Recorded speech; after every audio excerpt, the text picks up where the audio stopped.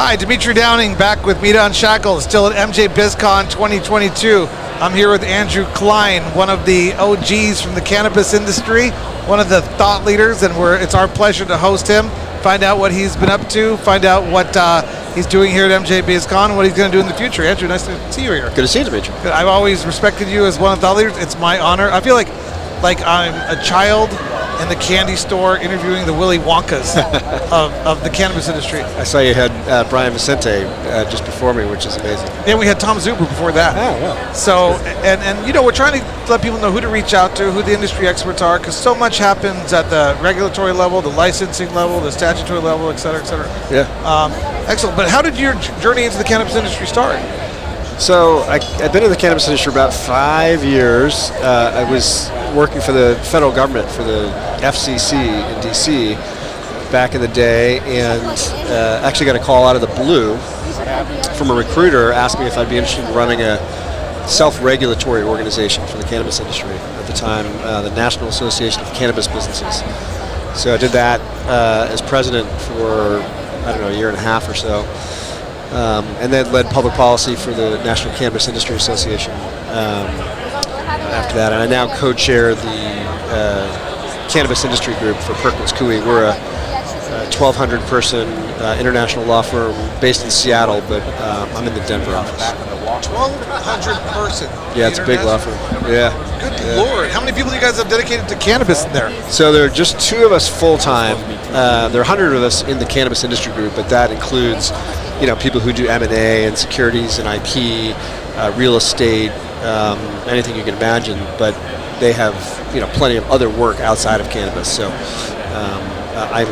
I'm full-time cannabis. But excellent. Where'd you go to law school? Pepperdine. In LA. Yeah. Okay, I went to UA Law School. Barely. Yeah. Yeah. I tried to stay. They told me I had to get out and go get a job. I prosecuted for a few years. I apologize, folks. I always apologize for my prosecution. Actually, I don't really apologize. But, I prosecuted for 12 years before I got into the industry after doing a couple years of economic development. I think I knew that. Yeah. To 1998, 2010, I was a prosecutor. Where?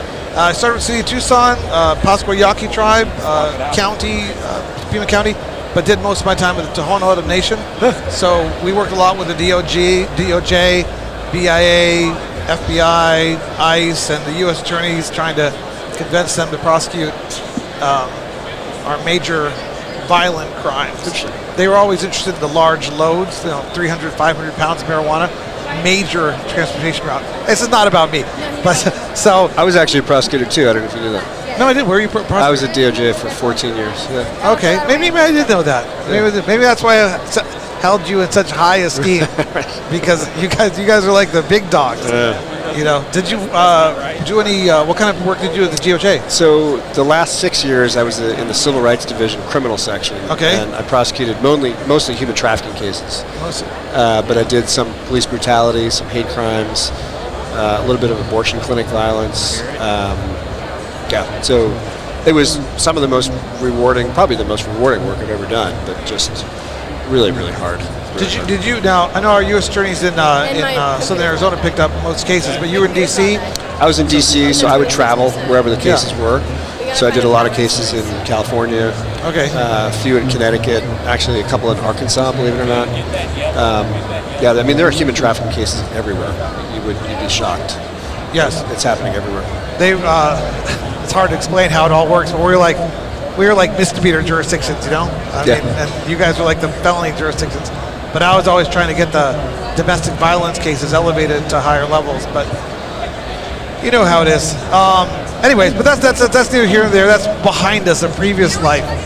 So what kind of your legal practice in cannabis? You guys are doing mostly licensing help, application help, or LLCs or litigation? What area, or all the above? So we don't do a lot of the licensing work. As a big firm, our rates tend to be a little bit higher than the smaller firms, and so we don't end up doing the licensing work. We do a lot of litigation, some IP work, a fair amount of M&A. I do the due diligence for those deals, and then I'm still doing quite a bit of public policy work. So, anything you're involved in right now in regards to public policy or advocacy that you'd like to mention or talk about? Sure. So I've formed a couple of coalitions. One of them, we have got a bunch of MSOs and some FDA experts and some doctors, and we're going to be informing the Biden administration's rulemaking process coming up here soon, trying to get cannabis descheduled, or as an alternative, at least scheduled below Schedule 2.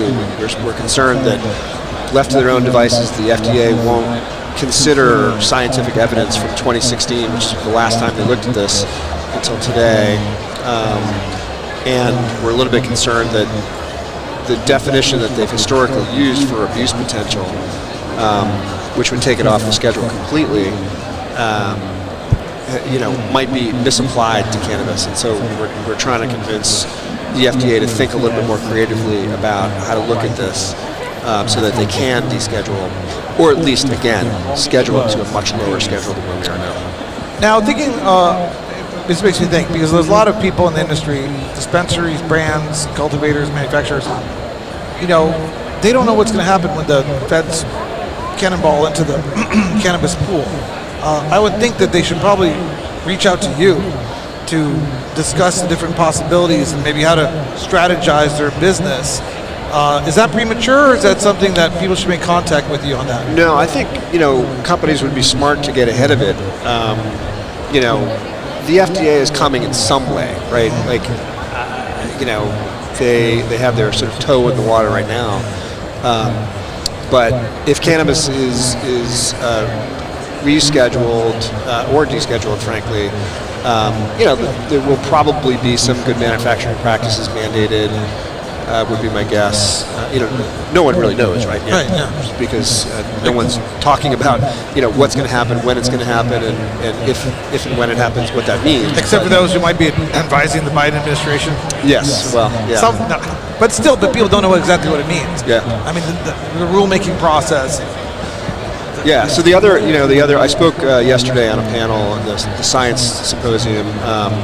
The other coalition that I formed is a group of scientists from labs across the country. We wrote a white paper on standardizing lab testing. And the reason we did it is because right now the states each have different rules. California tests for, 60 some odd pesticides, and Colorado tests for a dozen roughly, something like that. And when interstate commerce comes, it's going to be unsustainable for these states to have different rules. We need to harmonize in some way, and so we're trying to get a handle on that and trying to get ahead of the game. I just love the fact that you say when interstate commerce comes. It'll come. It's coming. Well, it's coming. Sure. What's that $50 million New Jersey cultivator going to do when it comes? Well, because they're out there. They're out there, of course, all over. People have invested hundreds of millions of dollars in indoor grows. Not just in New Jersey, but Michigan and Illinois, everywhere else. Yeah. Look, I think two things. Number one, interstate commerce is inevitable. It's going to happen, and so people should be prepared for the basic fact, which is that California and Oregon are going to have an easier time selling product from the West Coast because it's much cheaper to grow. I need to maintain my professionalism, but I can give this man a hug right now because he just speaks as if it's a naturally going to occur kind of thing. There's a lot of protectionist lobbying out there. Well, there will be more. Maybe. I don't know. I mean, I think, but the second piece that I would say is this, we have to protect public safety. And we can't just deschedule and say, okay, we're going to legalize and that's it. And it's going to take the FDA, God knows how long, to promulgate rules, right? I mean, look at what's happened in CBD.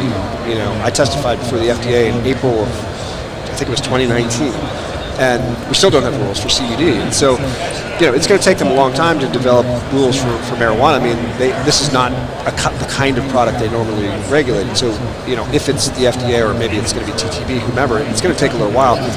I do think that we need to make sure that our state laws remain in place for a period of time to make sure that public safety is protected just until the federal government gets its act together. And this is why we're starting this process with the labs. We need to do this, by the way, with packaging and labeling also. Like, we need to harmonize so That's your third coalition.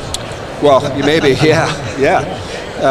Because, we need to, if we do the work now, interstate commerce will happen faster later. If we wait and we do it later, it's just delaying the process even more. How do people find out about these coalitions public? Do they have like websites, and how do they? So the Lab Coalition you can find if you Google my name, Andrew Kline, Kline at Perkins Coie, and Lab Council. You can find the white paper that we drafted. It's like a 25-page scientific white paper. It's on our website, and it's got our email addresses there. You can, folks can email any one of us, and we can plug. We're always looking for good partners, good labs to partner with. On the other stuff, it's not publicly available like that. Yeah, but what's the best way for people to find you? LinkedIn? LinkedIn. I'm found him on LinkedIn. Andrew Kline 1. Yeah, on LinkedIn. Is LinkedIn the best way? Yeah. Instagram? I don't know. Maybe you're a TikTok guy. I'm not a TikTok guy. My daughters are both. I've got a 12-year-old and a 13-year-old, and they're both addicted to it. And I know nothing about TikTok, but they're on it probably 4 hours a day. I don't know. What do you think about all that China stuff? I was worried about that. I have no idea. I'm an evidence-based guy, but I don't really know what to think. I don't know. I mean, I worry about lots of things with China. Just like the crap that they make. My kids, want to buy all this plastic junk that ends up in a landfill. Every once in a while they'll go to a candy store and come back with some product made in China. I don't want them eating it either because I don't. The standards there are not what they are here. So I don't know. I tend to think there's a lot to worry about in terms of the quality of things coming out of China. Yeah. But China, when China gets involved in the cannabis industry somehow 10, 15, 20 years from now, God knows what's going to, it's just, these are this amazing industry that we're involved in. Yeah. That these major transitions and changes are happening that they've never really happened before. Yeah, like when those big players come in, I get nervous. It's sort of the same argument that goes for the illicit market. You don't want to be buying products that haven't been tested, that aren't regulated, that where there isn't age verification, right? You want consumers to be safe, and the only way to do that is to go to a legal dispensary that's regulated by the state. That's why we have a regulatory regime, right, to keep people safe. When you go to the supermarket and you buy a head of lettuce, you're pretty certain that you're not going to get E. coli because the FDA is examining food. Same thing here. Like when you buy a vape cart from someone on the street, it may have been made in their garage with vitamin E acetate. That can coat your lungs and kill you. Not purposefully, but you started the stream. I think we and this is again like what scares me about places like China, because I don't know how they're testing products like products you can buy on the shelf, and when it comes to cannabis, it's safe if it's safe, but if it's not, we don't know. So I won't be standing in line to buy Chinese cannabis. I can tell you that. That's true. You'll probably be up in Humboldt County. Buy from the craft farmers that we all respect as these OGs in the industry. Yeah. But again, I learned from these conversations. This is the longest conversation you and I have ever had. I've heard you speak in different places.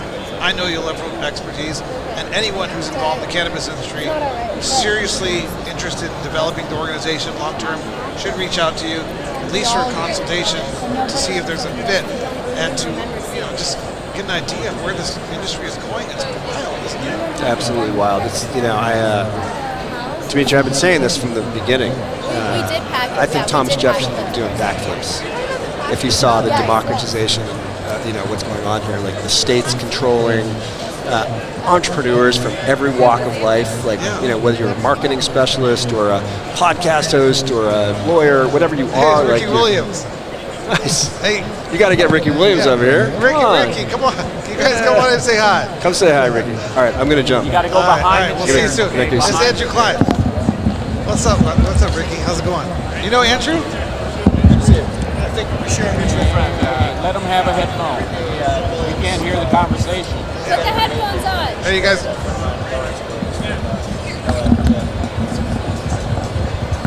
Hey, Ricky, we're gonna get you on just for 5 minutes. Let's just chat, Ricky. Hey, Andrew, you want to stay? Yeah, stay. Yeah, go. Is this mic working? Is Ricky's mic working? Check. We Got me too. Hey, so I reached out to Eric. Are you friends with Jake Plummer? Actually, I have His mic.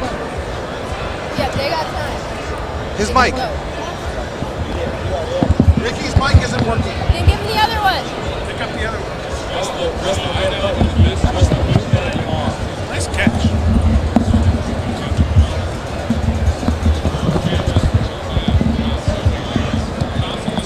Okay, now I think it's working. Yeah, there you go.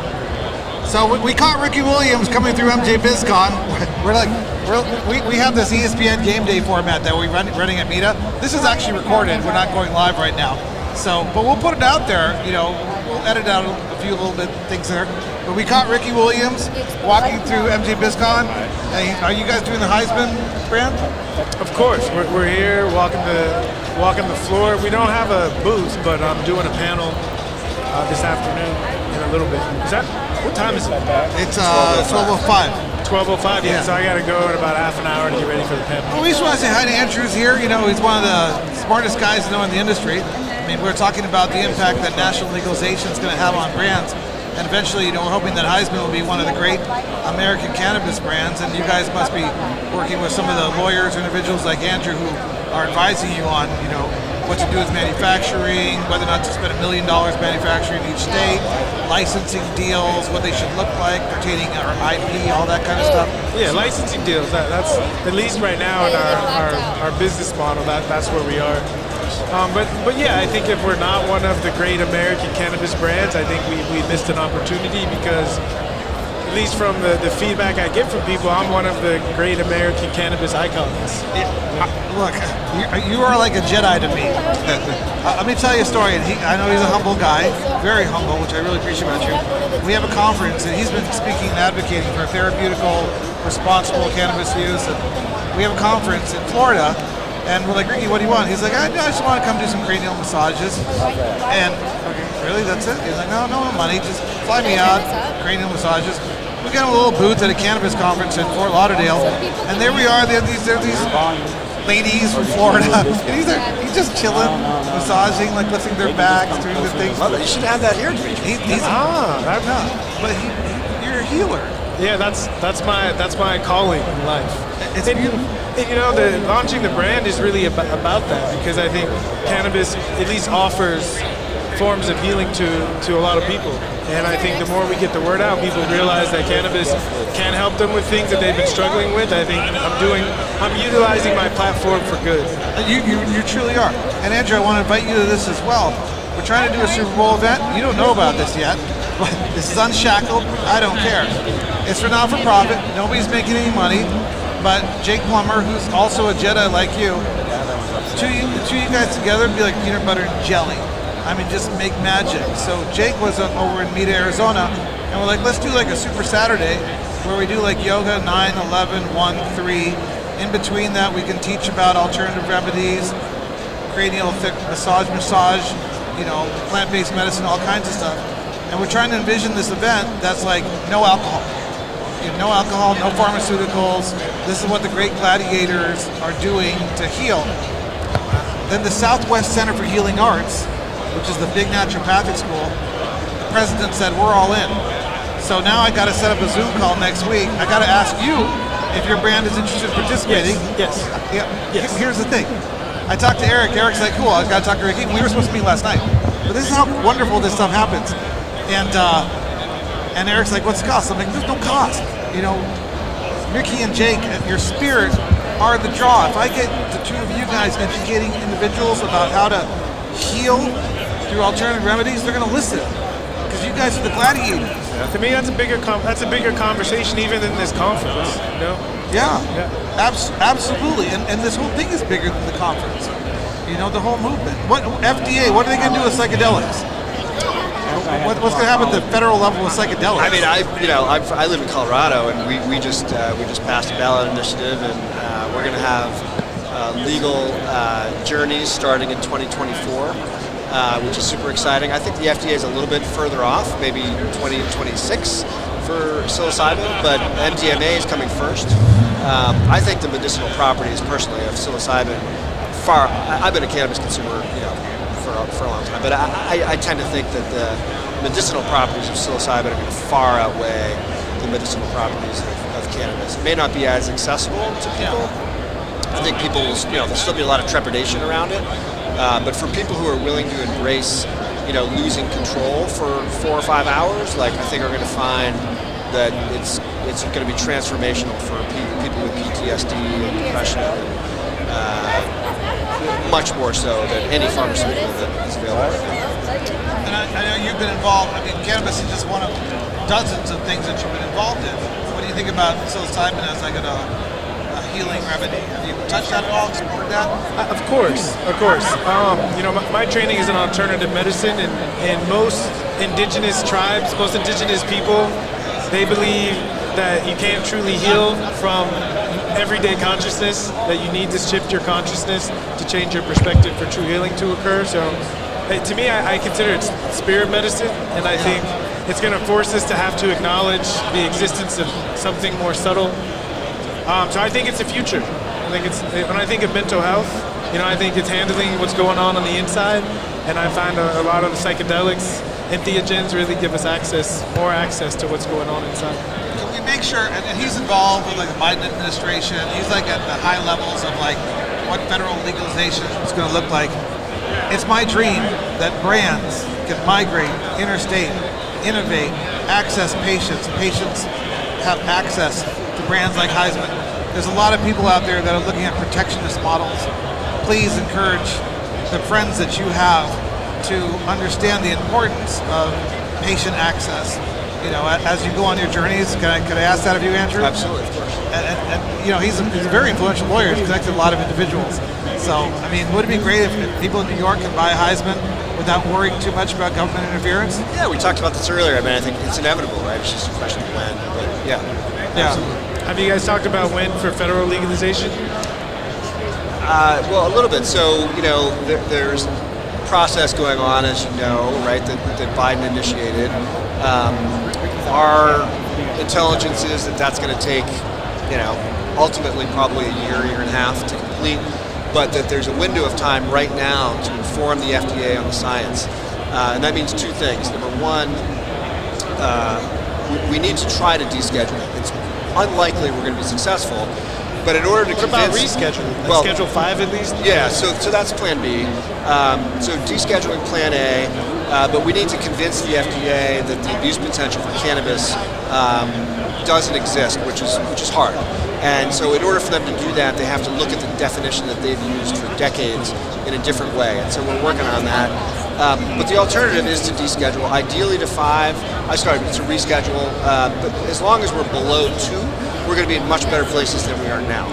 The criminal penalties will be decreased. We'll fix 280E. And we really don't think that the FDA, even though there are components of rescheduling that could be perceived as troublesome because you're technically sort of in an FDA sphere at that point, regulatory sphere, but our belief is that they just don't have the bandwidth, the interest, the resources, the personnel to do anything about it. And so it really is just sort of a better scenario than descheduling. Yeah. But at the end of the day, we're hopeful that we'll get to descheduling. I tend to think it's going to have to be through legislation. I don't think this process is going to get us there. But it's amazing that the president started this conversation. Well, and so, but have his comments been taken seriously, or is it actually turning into action? It is. Dimitri and I, we got to... Well, you're Ricky's people. I know you have a 12:30, and he's got a meeting too. I'm happy to talk to you about it. Yeah, one of the coolest things I do in my life is introduce people, and I know that you can help them. Highsman has to be one of the top 10 brands in cannabis when it gets interstate.